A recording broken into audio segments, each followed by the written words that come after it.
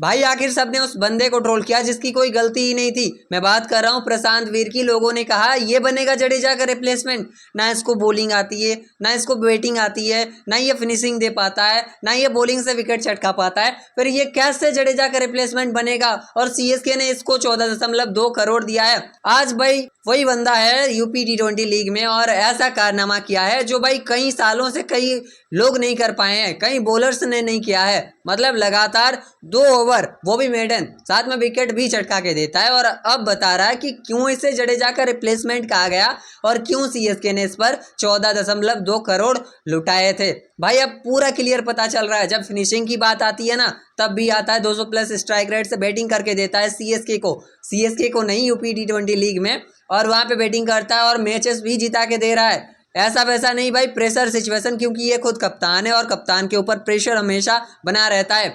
इसको इसलिए ट्रोल किया गया कि ये लोगों को लग रहा था इसको तो मौके अच्छे खासे मिले, लेकिन ये भुना नहीं पाया। आरसीबी के अगेंस्ट इसने अच्छा खेला था, मैं बता दूं, और इसके बाद ने इसको अच्छा खासा एक भी मौका नहीं मिला। आपने कार्तिक शर्मा को लगातार मौके दिए, लेकिन प्रशांत वीर को कभी इम्पैक्ट में रखे, कभी आपने मौका ही नहीं दिया। बॉलिंग तो उसने किया ही नहीं था, एकदम 2 ओवर शायद किया था उस, वो भी नहीं किया था क्योंकि उसको इंजरी थी। और एक भी बंदे ने ये नहीं बोला कि भाई उसको इंजरी थी इसलिए वो बॉलिंग नहीं कर पा रहा था। और आज देखो तबाही मचा रहा है। और आज बहुत सारे फैंस के ओपिनियन बदलेंगे और वो ये कहेंगे कि भाई प्रशांत वीर ना रिटेन होना चाहिए। चाहे कार्तिक शर्मा को आप छोड़ दो, रिलीज कर दो, लेकिन प्रशांत वीर को आप रिटेन करो। कार्तिक शर्मा को छोड़ दो और 8-10 करोड़ में परचेस करो, 4 करोड़ तो कम से कम बचेगा। और मैं अगर बोलूं तो हाँ, रिलीज आप इसको भी कर सकते हो। और लेकिन आपके 14 करोड़ के आसपास तो प्रशांत वीर फिर से जाने वाला है, जिस लेवल का इसने परफॉर्मेंस दिया है। तो इस बार मैं कहूँगा कि रिलीज ना करो, मेगा ऑक्शन में कर सकते हो, इस टाइम ना करो, इस टाइम आप रखे रहो। अब आप लोग बोलोगे कि अगर रखे रहोगे फिर आप लोगों के पास पर्स कहाँ से आएगा भाई। सही बात है, अगर पर्स ही नहीं होगा तो आप जाके परचेज क्या करोगे। तो इस हिसाब से किसी और को छोड़ दो यार, और पैसा कुछ बनाओ। कम से कम 15 करोड़ तो लेके जाना होगा। ऐसा कोई बड़ा खिलाड़ी तो सीएसके को चाहिए नहीं, चाहिए तो सिर्फ वो वंशवेदी है, वो वही चाहिए सीएसके को। और वंशवेदी अच्छा कर सकता है सीएसके के लिए। मैं हैरान था जब वंशवेदी को रिलीज कर दिया गया था 2026 के ऑक्शन में, और उस टाइम भाई उसको खरीदा भी नहीं गया वापस से। और 2025 के सीजन में उसको मौके मिलने वाले थे, उस टाइम भाई वो इंजर्ड हो जाता है और उसको रिप्लेस करने आता है उर्विल पटेल। और उर्विल पटेल तो आता है, उर्विल पटेल को रखा जाता है, लेकिन इसको नहीं रखा जाता है, वंशवेदी को छोड़ दिया जाता है, इसको हटा दिया जाता है। लेकिन भाई ये तो चांस तो डिजर्व करता था ना, एक चांस कम से कम आपने रखा और इसको फेंक दिया यार। 2025 का सीजन सबको याद होगा, दीपक हुड्डा, राहुल त्रिपाठी, विजय शंकर, इन तीनों की जगह पर मिलने वाला था, इसको मौके मिलने वाले थे क्या नाम बोले, वंशवेदी को। और साथ में उर्विल पटेल आए, उर्विल पटेल ने तबाही मचाया और उर्विल पटेल का बैटिंग बहुत बढ़िया था। लेकिन भाई आपने इसको रिलीज क्यों किया, इसको रिलीज नहीं करना चाहिए था। अब अगर आप खरीदना चाहोगे ऑक्शन में, और खरीदना तो आपको पड़ेगा, उससे बेहतर है, मुझे तो यूपी T20 में एक भी फिनिशर नहीं दिखा।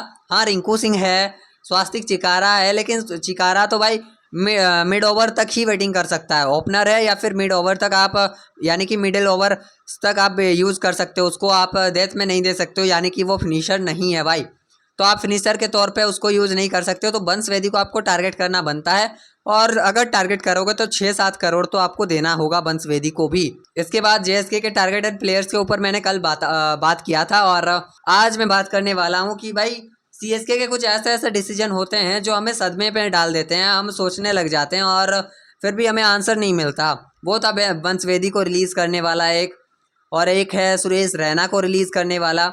उनको रिलीज़ कर दिया जाता है और पता नहीं क्या साबित करना चाहती थी सीएसके मैनेजमेंट, क्योंकि भाई रैना भाई जब जब खेले थे हमारे पास ट्रॉफी था, रैना भाई जब जब खेले थे हमारे पास बहुत कुछ था। जब से वो गए हैं हमारी टीम तो भाई क्वालिफाई नहीं कर पाती है। आप लोग सोचो, 10वें नंबर पे फिनिश किए थे 25 में, 26 में थोड़ा अच्छा ही गया, और देखते हैं 27 में क्या होता है। और ऐसा ही भाई इधर उधर मैचेस चलते गए और 27 में देखना होगा, एक फिनिशर टारगेट करना होगा। और अगर हम बात करते हैं जेएसके की, तो भाई वहाँ पे भी फैफ डुप्लेसी को क्यों रिलीज़ किया आपने, क्योंकि लगातार बंदे ने सेंचुरी लगाया था पिछले सीजन, फील्डिंग इतनी अच्छी करी थी, कैप्टनसी इतनी अच्छी करी थी, तो भाई आपको रिलीज़ करने का दरकार क्या था। ये मैं पूछना चाहता हूँ। और अभी देखो लीग मैचेस खेल रहा है वही फैफ डु प्लेसिस ही खेल रहा है। 26 गेंदों में कितना मारता है?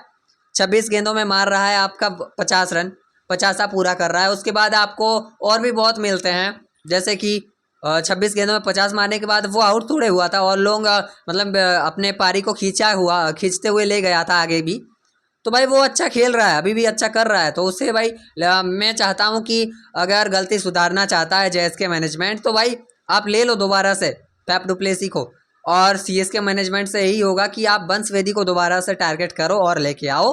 बंसवेदी वही है, अब 24 में 52 मारा है, उसके बाद उसने 16 में 47 भी मारा है, 13 में 28 भी मारा है। तो अगर इस लेवल की फिनिशिंग दे सकता है बंसवेदी तो इससे बड़ा हमें फिनिशर नहीं चाहिए भाई, यही चाहिए, लाओ और खिलाओ। और अगर हम डिस्कस करते हैं प्लेइंग 11 पर तो भाई रामाकृष्ण घोष का भी जगह आपको बनाना होगा, रामा का जगह बनाना होगा, तब जाके वो आगे चल के हार्दिक पांड्या बन सकता है।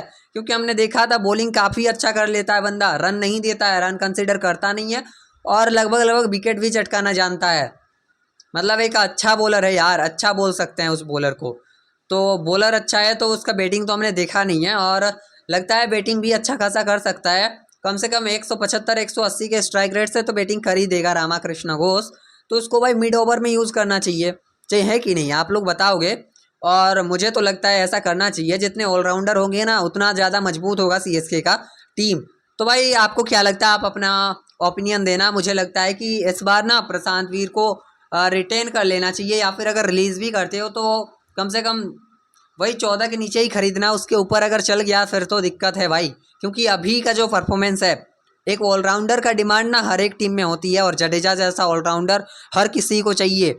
तो प्रशांत वीर को टारगेट बाकी टीम भी करेंगे, क्योंकि पहला सीजन में भी बहुत सारी टीम गए थे, तब जाके 14.2 करोड़ तक सीएसके गई थी। नहीं तो सीएसके क्या बेवकूफ़ है डायरेक्ट 14 करोड़ बोलेगी, 14 बोली नहीं थी, सबने बोली लगाया था तब जाके 14 करोड़ तक पहुँचे थे। तो आई होप ये वीडियो आपने क्लियर देख लिया और समझ लिया। और इसके बाद मैं आपको बताना चाहता हूँ कि अगर साउट आउट चाहिए अच्छे कमेंट करना और साथ में इस वीडियो को हाइप कर देना। चैनल पर नया हो तो सब्सक्राइब कर देना और लाइक कमेंट शेयर ये सब कर देना। और आपके एक बार फिर से बता देता हूँ, हाइप कर देना यार, वीडियो को अच्छा लगता है। और हाइप पॉइंट जब इंक्रीज होते हैं तो वीडियो भी थोड़ा ग्रोथ होता है। और क्या बोले, और कुछ नहीं, चलो मिलते हैं नेक्स्ट वीडियो में, तब तक के लिए टाटा बाय बाय, धन्यवाद।